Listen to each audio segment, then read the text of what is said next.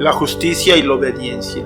Homilía del 26º Domingo Ordinario 2020.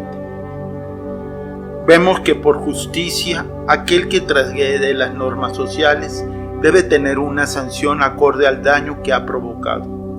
Vemos que Dios nos advierte de la fuerza y persistencia de la justicia divina. Mas nuestra naturaleza nos guía siempre a la temeridad de experimentar aquello que se nos prohíbe, aquello que nos advierte que nos hará daño, porque así experimentaremos en carne propia las razones que hay para advertirnos e impedirnos actuar de tal manera que transgreda lo que se ha establecido como norma de convivencia.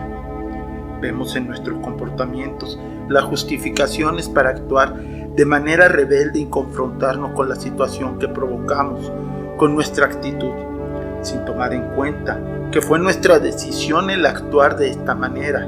Por ello es también nuestra decisión provocar daño y dolor a lo que nos rodea. Así la culpa es nuestra con la fuerza que empleamos en nuestra decisión de actuar, sabiendo que había una razón que nos convocaba a no tener esa actitud y nos solicitaba no actuar de determinada manera. Asimismo, la culpa no la deseamos asumir, puesto que en nuestro atrevimiento para decidir actuar no está contemplado el asumir la responsabilidad de las consecuencias.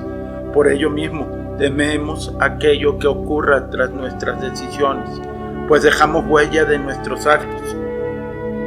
El asumir la responsabilidad de nuestros actos es entrar en conciencia de lo que provocan nuestras decisiones, usar nuestra inteligencia para evaluar las opciones que tenemos y decidir por aquella que nos parezca adecuada para el fin que buscamos, sabiendo que en ello puede traer consecuencias, daños y repercusiones en las cuales no abandonar a aquel que fue afectado, sino por el contrario, acompañarlo para que encuentre solución al daño que le he provocado, como también el bien que le he proporcionado.